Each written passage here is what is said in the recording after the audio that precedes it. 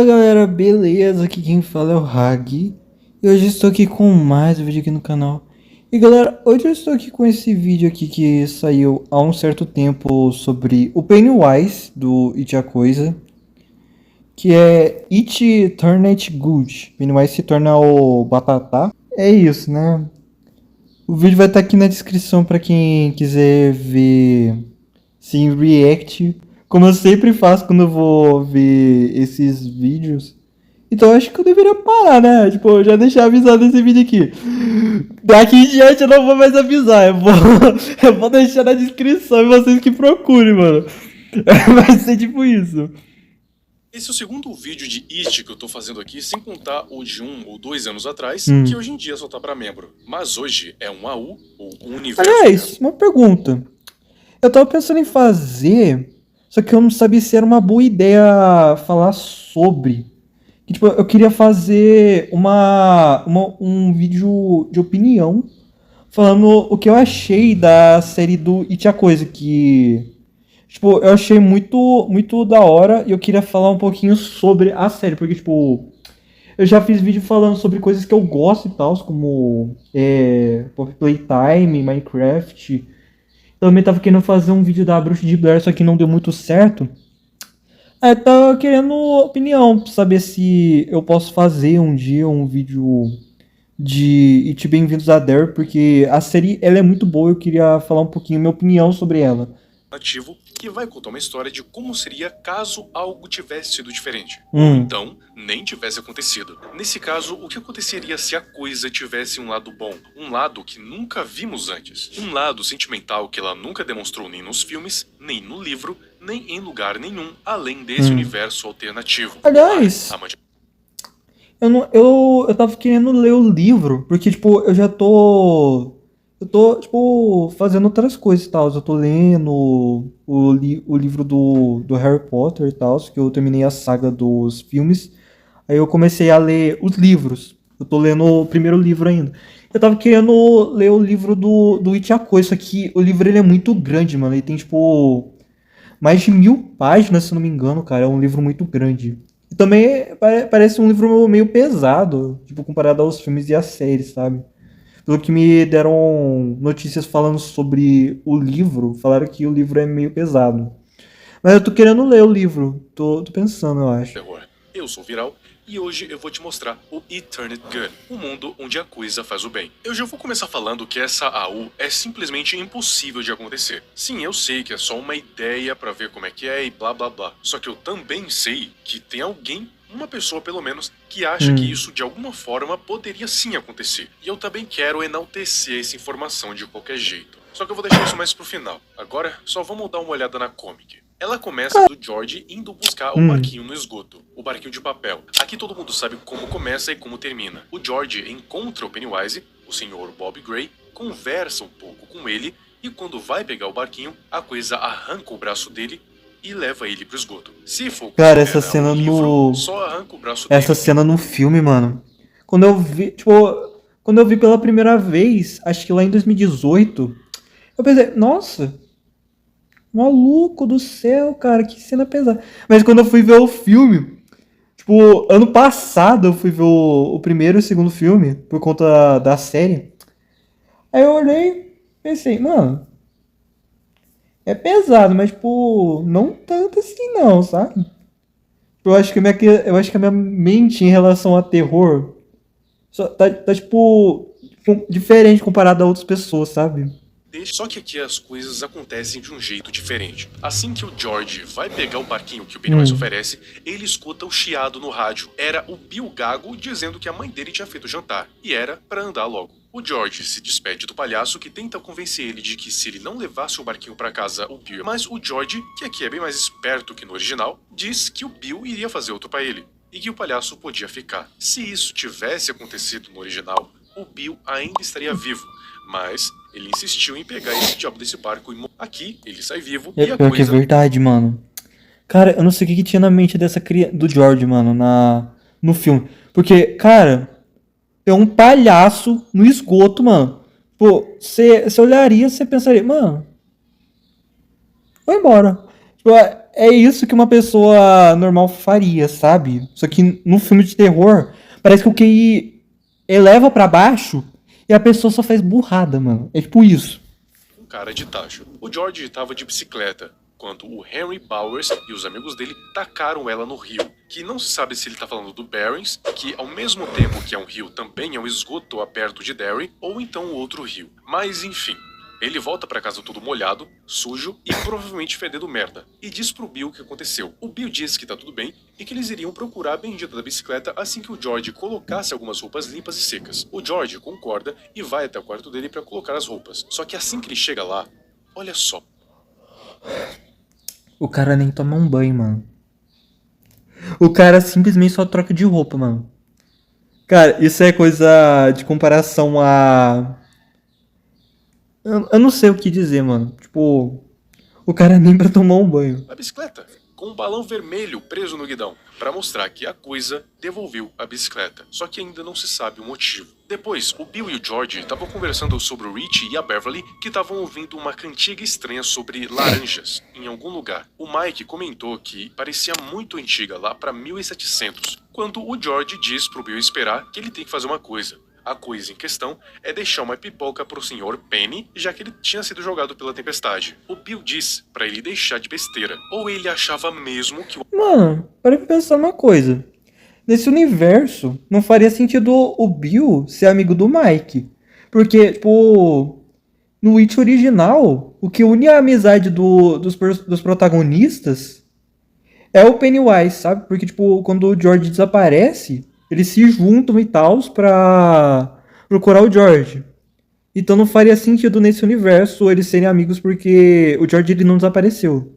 Então esse é um furo de roteiro desse universo O alternativo. amigo imaginário dos esgotos tinha trazido a bicicleta dele de volta. Só que logo em seguida, uma mão enluvada sai do esgoto e pega a pipoca. À noite, o George estava dormindo quando escutou um barulho de...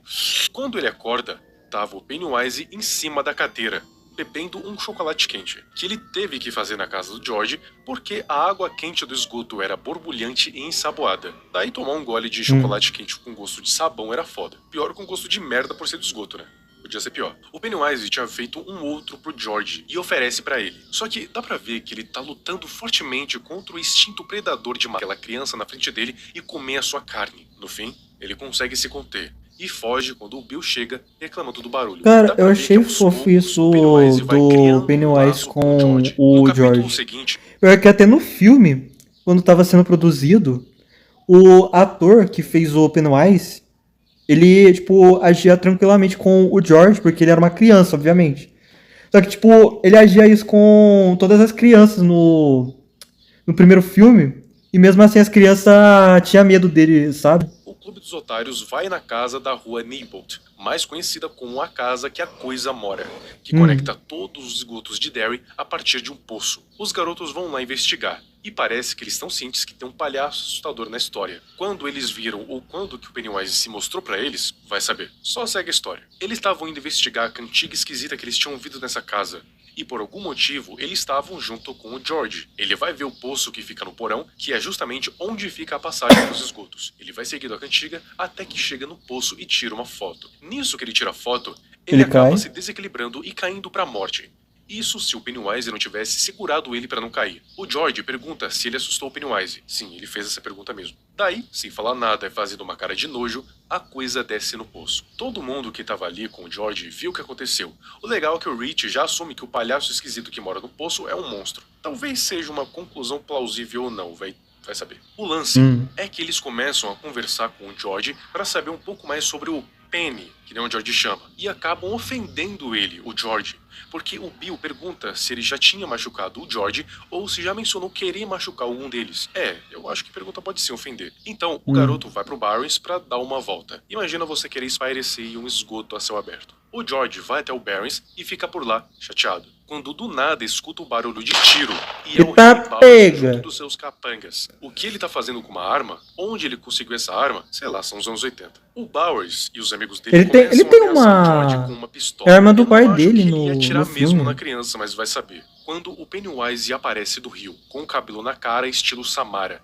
Ele flutua por um tempo e do nada ele vira essa criatura horrorosa Eita, e começa pega! a tentar matar os garotos, menos o George, é claro. O Harry promete que nunca mais vai importunar o George de novo, daí a coisa afrouxa o aperto na perna dele, nisso o Harry cata a pistola e atira nela e sai correndo. Não que isso tenha matado a coisa, mas parece ter ferido ela um pouquinho. O suficiente pro George se preocupar. O garoto fala que isso foi incrível e tudo mais, e o Pennywise, que não tá acostumado com nada daquilo, pergunta irritado o motivo do George não tá com medo dele, e ele responde que é porque ele considera o Penny como um amigo, e o palhaço retruca ele dizendo que não é amigo dele, que o George é só uma aberração pra ele. Então, o garoto faz a famigerada pergunta: você nunca teve amigos antes? Ele explica que o Billy e os amigos dele consideram a coisa como um monstro. E talvez ele seja mesmo um monstro. Só que não esse tipo de monstro. Um monstro bom.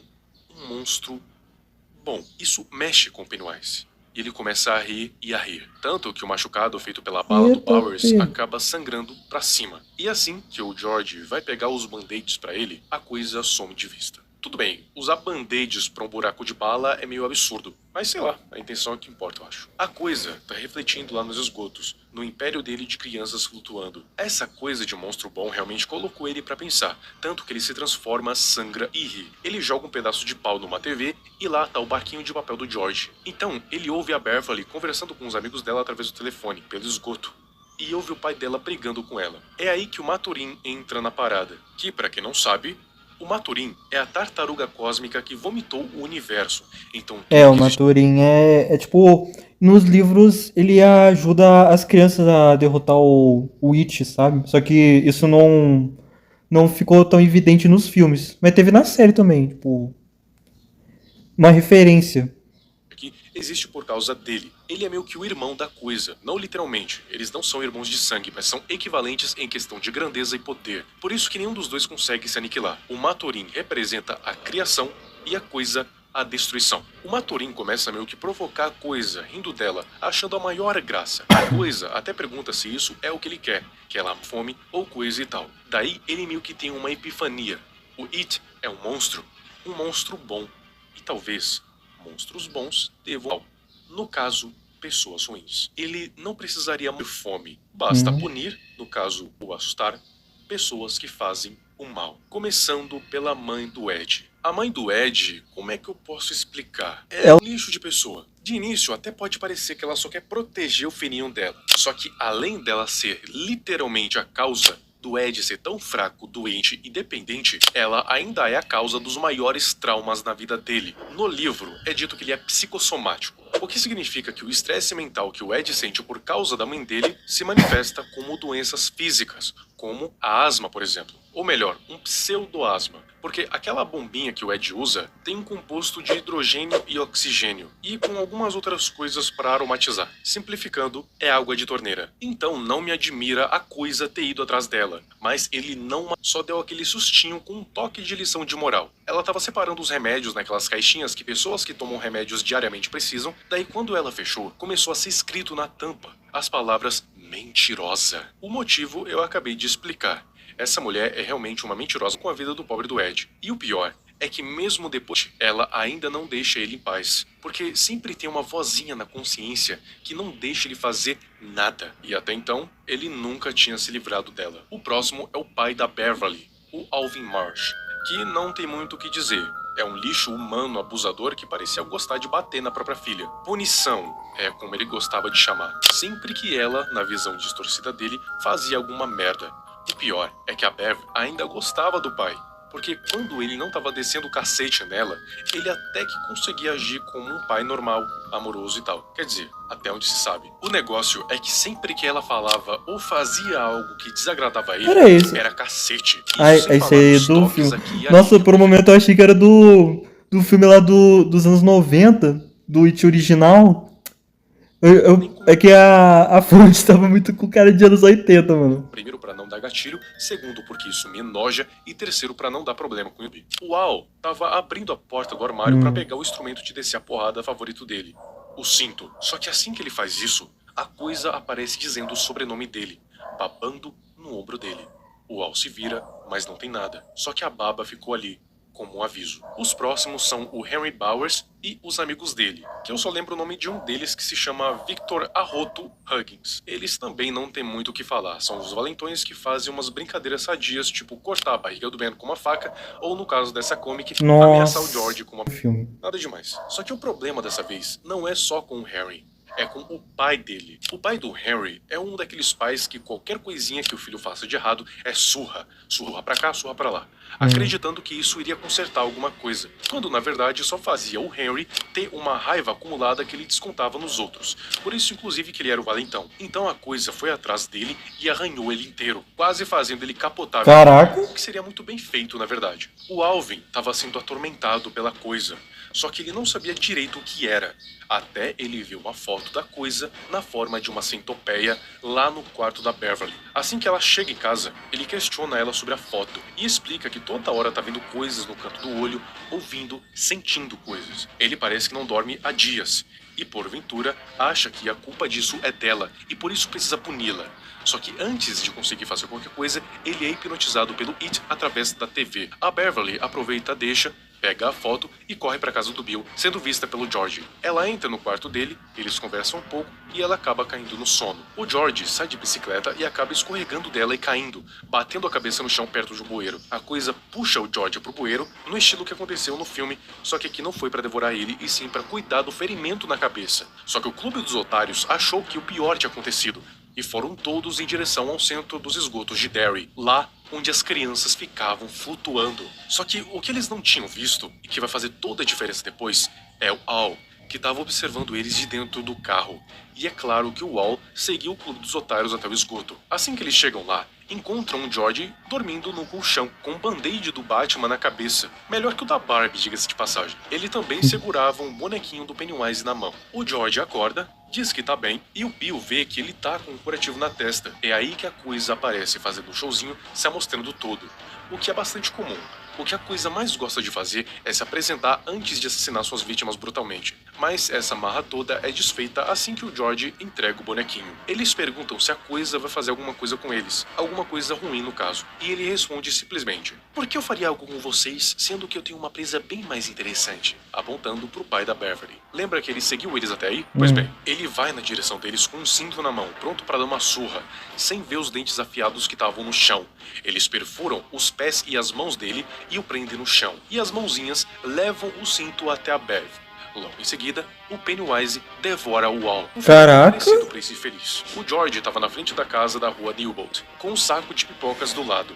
A coisa pega o saco e começa a comer. Daí conversar com o George. Ele diz claramente que, da primeira vez que eles se encontraram, a coisa pretendia devorar a carne e a essência do George pouco a pouco. E mesmo assim, o garoto não demonstra ter medo e fica até agradecido por não ter sido devorado. E pergunta o motivo para a coisa não ter devorado ele até então. A coisa responde que, de acordo com a balança cósmica do universo, tem que haver um equilíbrio entre criação e destruição. Simplificando, o George deu um presente pro Pennywise. Logo, ele deve retribuir o favor. São regras de monstro, que nele diz. O presente em questão foi o barco de papel. O George de novo diz que ele é bom, enquanto abraça ele. Com uma cara de nojo, de novo, ele explica que não é bom nem mal. Ele tá além dessa mentalidade humana. Ele é o devorador de mundos. Mas o George disse que até agora ele só viu ele matar coisas más, o que o torna ele bom. Nesse momento, o rádio toca e o Billy diz que o George tem que voltar para casa, que a mãe fez o jantar. Ele vai embora e a coisa fica por lá, sendo zoada pelo Maturin, dizendo que ela fez um bom trabalho. Provavelmente depois disso a coisa algumas pessoas e foi dormir. E, enfim.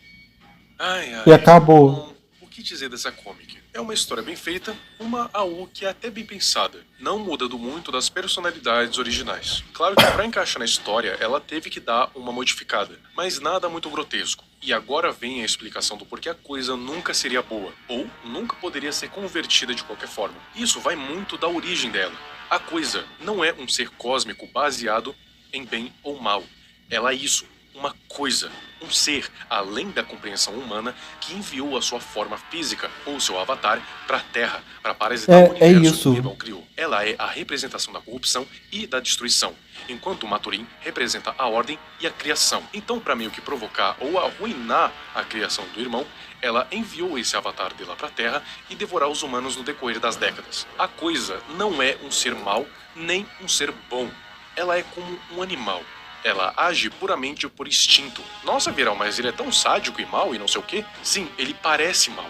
Parece sádico do nosso ponto de vista. Só que toda essa racionalidade, toda essa inteligência que ele demonstra, não é nada mais do que uma tática para enganar humanos. Ou seja, ele agindo por instinto, para nós, é como se fosse um ser psicopata, sádico, que gosta de sofrimento. Quando na verdade ele é um ser que age por instinto como animal. Então, O jeito dele de ser. não, ele age como... a carne dessa criança é mais saborosa que a carne desse adulto aqui. Então, eu vou deixar esse adulto vivo e matar essa criança. Sacou? As decisões que ele toma não têm a ver com bem ou mal. É só baseado em instinto. Fora que ele é um ser que está além dos conceitos criados pela humanidade, tipo o tempo. Foi revelado em Bem-vindos a Derry, spoiler aqui, que a coisa pode estar vivendo em todos os momentos da sua vida ao mesmo tempo. Então, sabe quando ele morreu, lá no capítulo 2? Na verdade, não foi bem a sua morte, foi o seu nascimento. Amanhã e ontem, pro é a mesma coisa. Ele nunca morre de verdade. Não importa quantas vezes tentem matar a coisa. Ele sempre volta de um jeito ou de outro. Nesse caso, pra gente viajando no tempo. Pro It nascendo de novo. Por isso que um universo onde a coisa fique boa só seria possível caso a carne de pessoas consideradas ruins sejam mais saborosas do que as de pessoas boas. Só que isso não significaria que ele ajudaria as pessoas boas, e sim só mataria as ruins. Eu não consigo imaginar o It sendo um bom samaritano mesmo com essa comic. Não sei você, me diz aqui nos comentários. E aproveita e se inscreve aqui no meu canal, me ajudando com a... Não é questão de acreditar. Eu acho que é questão da perspectiva, sabe? Porque a gente já vê o personagem sendo um ser horrível, sabe? Sendo um ser, tipo, que prega a maldade na gente, sabe? E, tipo, ver algo que a gente já se acostumou de uma forma diferente, a gente não acredita, sabe? Então, tipo, seria possível sim a chance de que poderia a possibilidade do It ser algum ser bom, mas, tipo, a gente já tá tão acostumado com ele sendo um ser ruim que a gente já, tipo, prega na mente que não tem chance. Tipo, ele não seria um ser bom, sabe? É questão de perspectiva. meta de 1 milhão até o ano que vem. Agora um salve pros abençoados que se tornaram... Tá, e o vídeo acabou, né? Bom, o vídeo vai ficar por aqui. Espero que vocês tenham gostado. E até o próximo vídeo, eu acho. E falou!